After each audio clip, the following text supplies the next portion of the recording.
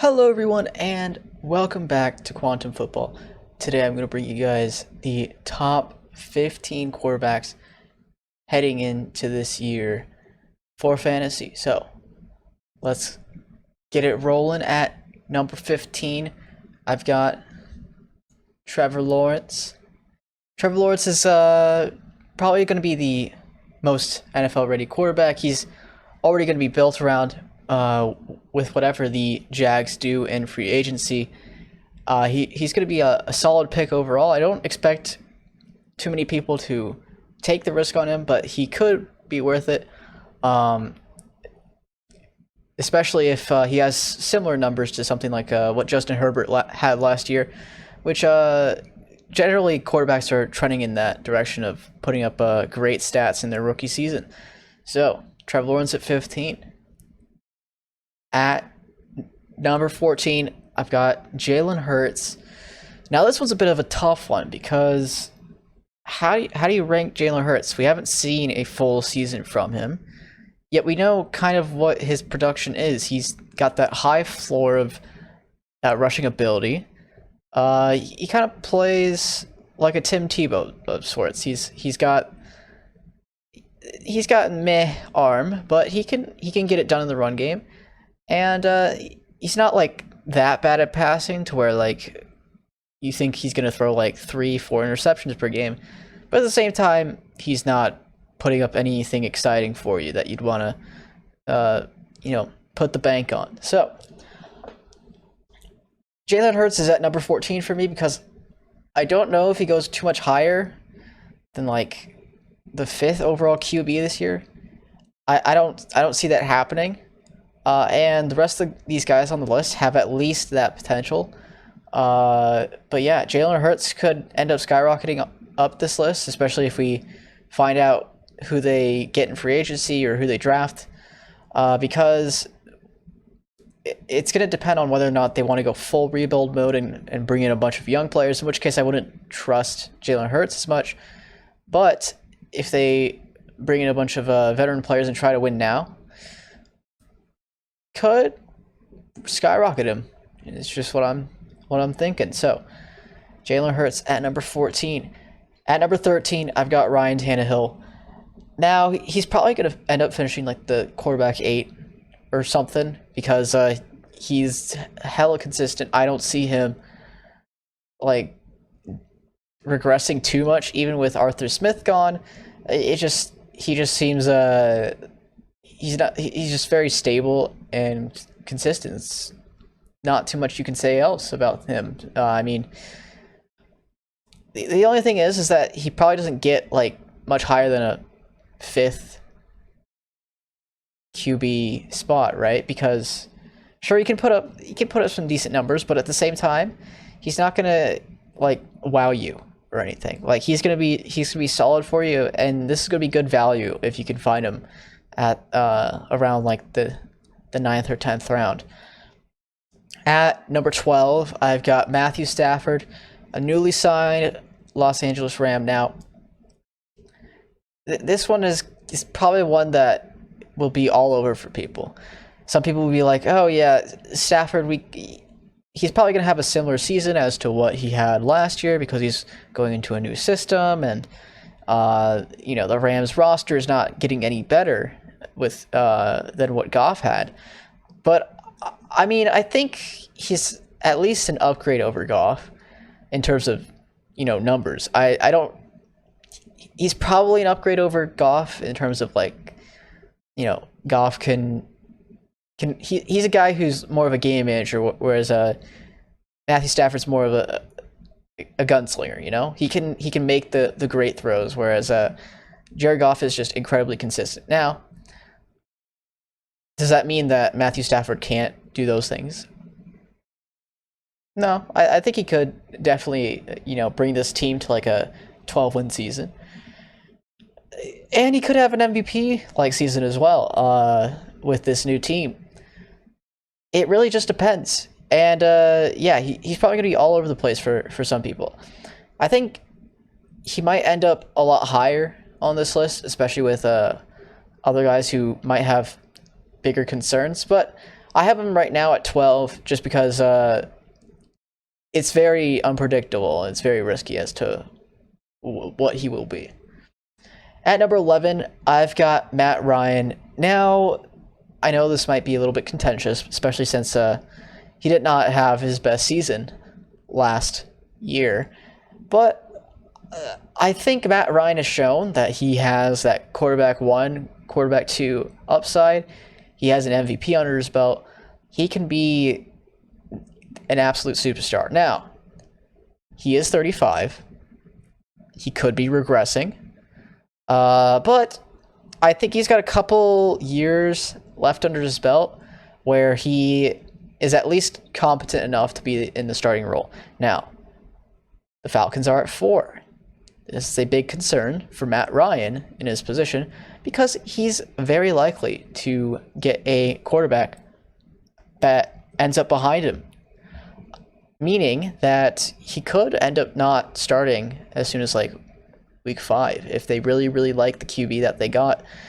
So where do you put Matt Ryan? Now, I think it's not even like a guarantee at all that the Falcons draft a quarterback. They might try and win now, and maybe they like trade down and get an extra first for next year so that they can draft a QB, because they would have 2 firsts the next year. Use both those firsts to trade up and get a quarterback.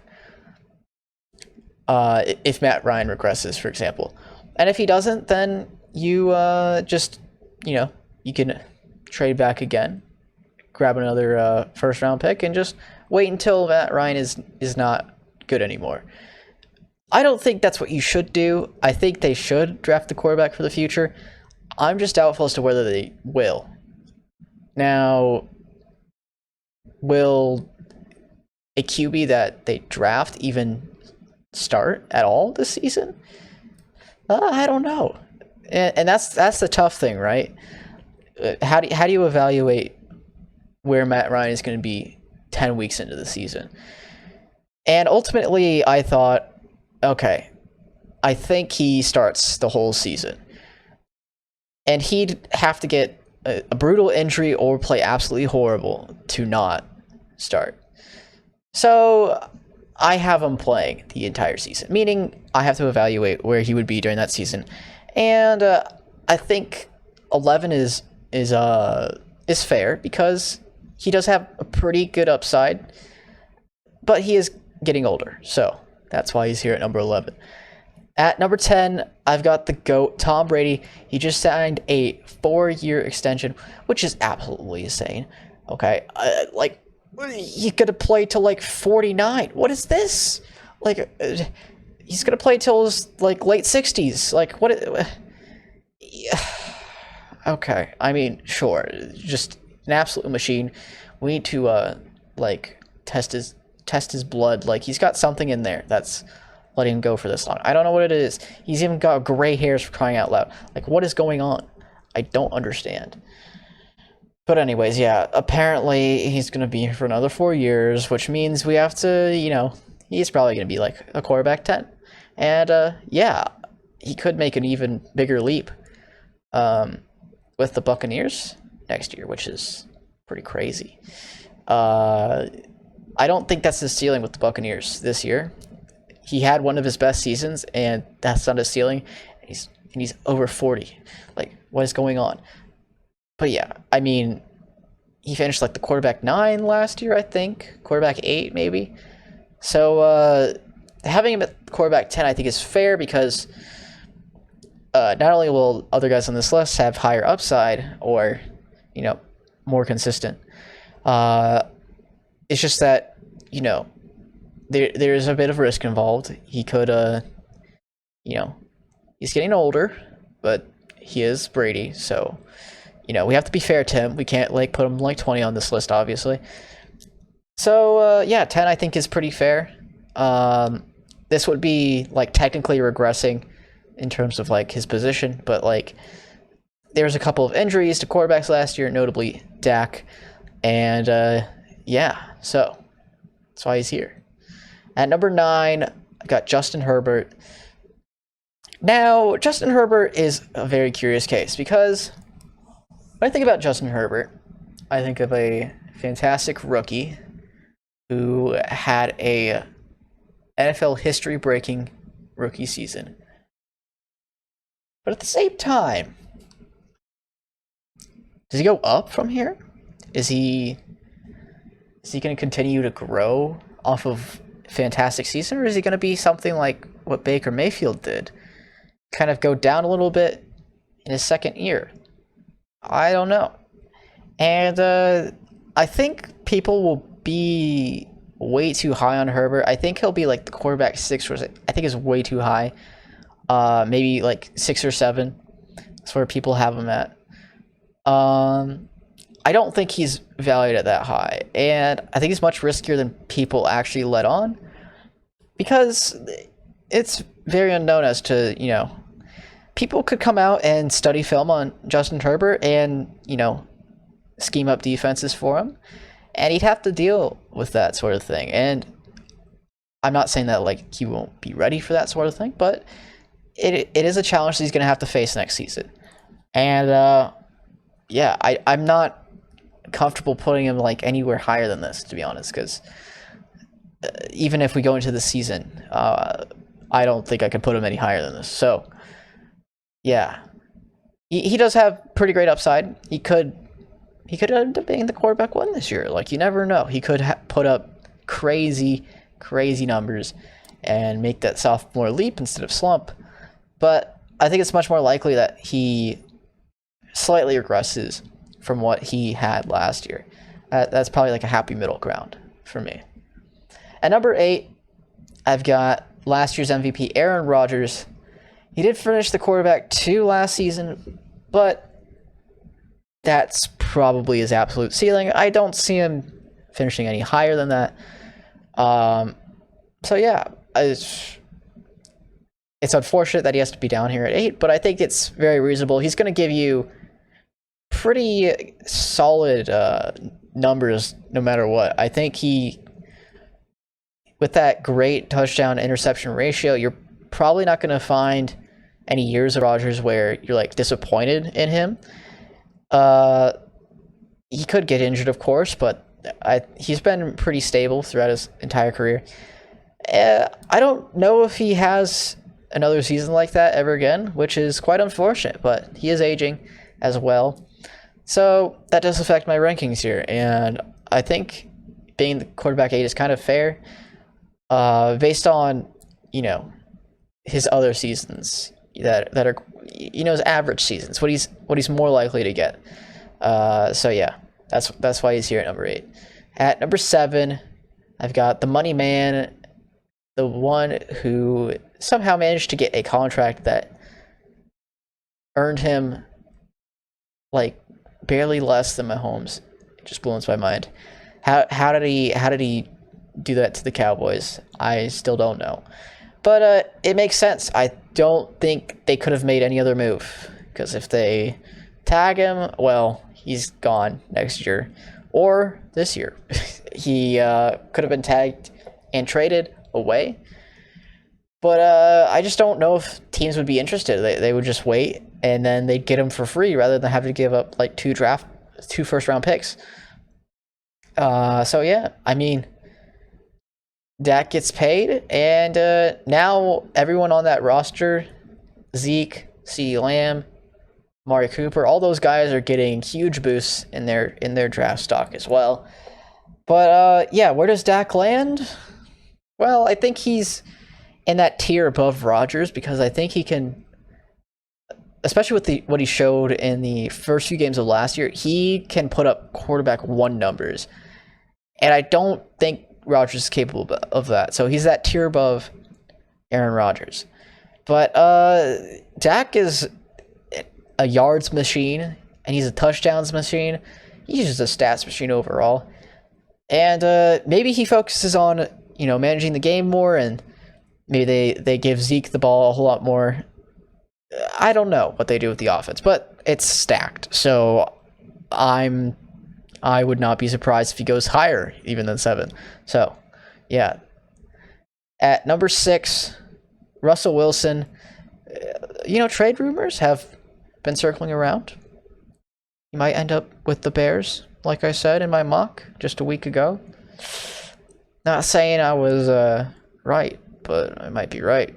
Russell Wilson has been consistently like quarterback 6, quarterback 5, in between the range of like 3 and 8 for like several years now, and I don't see him stopping.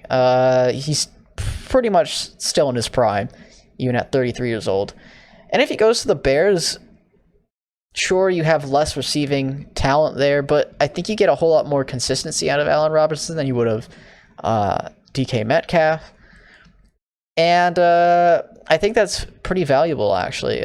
So, at the same time, as well, but the Bears' wide receivers are pretty young. So, you've got a veteran Allen Robinson, you got Darnell Mooney, who could be your wide receiver too, and they might end up drafting one in like the second round. They probably have to give up their first this year. So yeah, I think even if he ends up with the Bears, his draft stock probably like stays either the same or goes slightly down. I don't see his stock raising after being traded to the Bears. So that's why he's here at number 6. Deshaun Watson. Now, it's looking increasingly likely that the Texans actually don't trade him after all, and he just sits out the entire season, in which case you just have to remove him from the list entirely, because obviously he's not going to play. Well, at least that's what he says he will do. Whether or not he does do that, that's another thing, but I think that's way too risky. Maybe you draft him like the last round just in case. So yeah, it's unfortunate, the situation. If he does get traded, he might end up being like my quarterback 3, quarterback 4.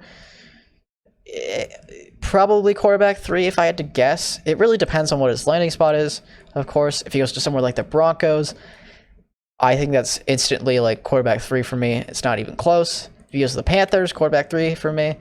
If he goes to the Dolphins, probably quarterback 4. He doesn't have great weapons there. And 49ers, probably quarterback 4 or 3. I'm not quite sure on that destination. But yeah, I think if he plays and he says, I'm going to play this season with whatever team I'm on, and he gives up that whole thing, then being the quarterback 5 makes a lot of sense on the Texans. Now, I think he sticks with this word personally, and he's just fed up with the organization, and he says, screw him. I'm just going to sit up. I'm just going to sit out. I don't care. I'm going to take the fines. I don't care. So, that's my take on the Deshaun Watson situation. I don't know what's happening. So, very helpful, I know. But he has, like, quarterback 1 upside easily. Like, I could definitely see him throwing for like 5,200 yards next season if he goes to another team. I can see him like, being an MVP caliber season as well. So who knows? And number 4, Lamar Jackson.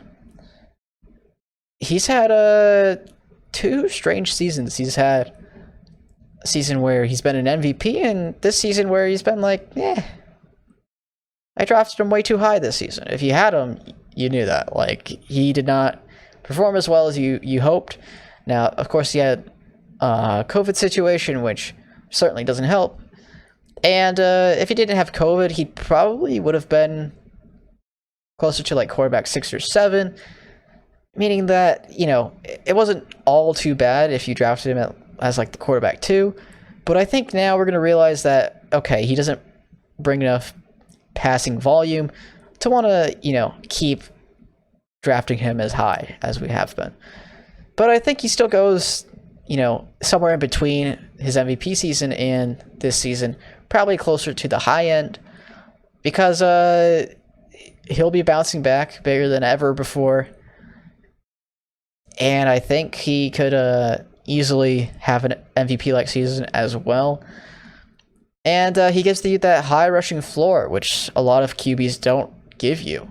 So, Lamar Jackson at 4, that's where he's going. And number 3, Josh Allen. And I know, he finished the quarterback 1 on the season. Why isn't he your quarterback 2 behind Patrick Mahomes? Well, I think the thing is that if the Bills are smart, they try and get a running game this offseason. Now, how do you improve your running game? You draft a running back, right? No, you don't. You have Zach Moss and Devin Singletary. Those guys can split carries in the backfield. I think they're competent enough. You need to go for offensive linemen to help you run block. And I think they end up doing that. So ultimately, that probably takes away from Josh Allen having to throw 50 times a game, or having to basically only pass and never run in your entire life. Now, at the same time, he could even make a bigger leap than he did last season into this season. I don't think that necessarily happens. I think he probably improves by a little bit, but it's mainly in the technical department. I don't think he really improves his stat by much this season. He had like 4,500 yards and like 37 touchdowns, I think, something like that, which is a pretty damn good. So I think he doesn't quite have the upside of these next two guys, is basically what I'm saying here. He could easily be good, and the running game certainly doesn't help you out. I don't think there's any way that next season they're going to run the ball less than like 10 times a game like they did last year. At number 2, yeah, I know, I'm crazy. I've got Patrick Mahomes at 2. What are you doing? Like, why would you ever think this is okay? I know, I'm crazy, but hear me out, okay? If you think about it like this, Patrick Mahomes had, in my opinion, what is probably his average season, which is like a best season for like any other quarterback besides like, a couple of elite guys like Tom Brady or who else? Like maybe a prime Drew Brees, maybe the best Russell Wilson season. That's Mahomes' average. I get that. But at the same time, he did not have as much points per game as this next guy on this list. He had 25 points per game last year on the dot, basically. And honestly, with the news that both their tackles were cut this offseason, I don't see them really improving at that position. Now, they could grab someone like Orlando Brown, which is the ideal move probably in this situation. And they could probably pull it off. I think Orlando Brown probably wants to go to contender, and he'll get to play left tackle. So that's obviously the best case scenario, but there are going to be a bunch of teams looking to get Orlando Brown. And I think someone will be willing to offer more than the 31 pick. So, that's ultimately the team's decision as to where he wants to go. At the same time, Mahomes doesn't entirely need an O-line. I mean, he did show that he needed some sort of bodies there during the Super Bowl. But I don't think it's like a huge problem during the regular season. I think he might face a couple of teams where he struggles, and that's if they don't do anything about the position. I think they definitely will. They might address it in the draft, and they'll probably address it in some way in free agency. But I think that's like somewhat of a minor concern. I think Mahomes is going to put up probably a better season than he did last year, but probably not by much. And he's probably going to be in consideration for the MVP like he is every year.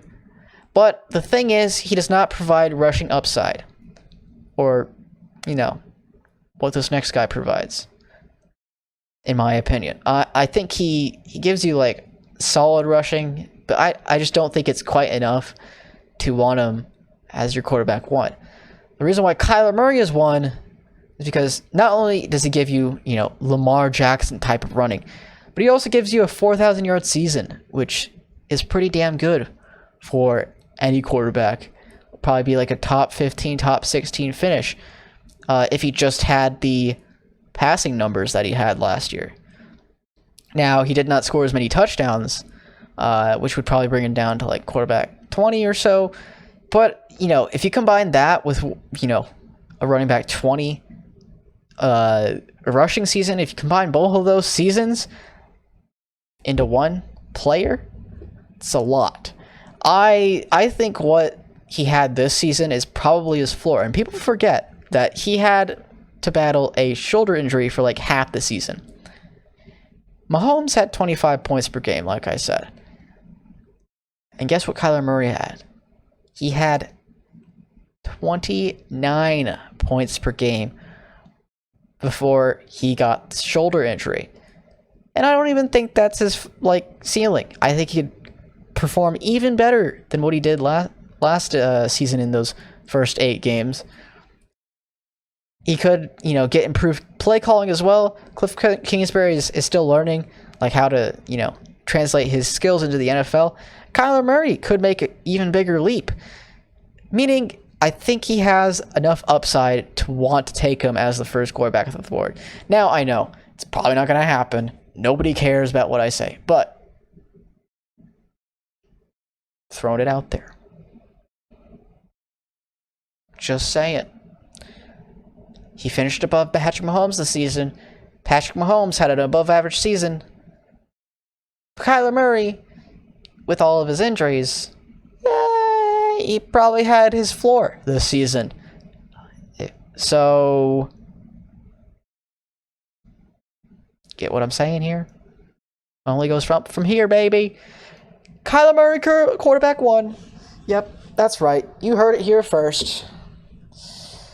And I won't be the last, I think.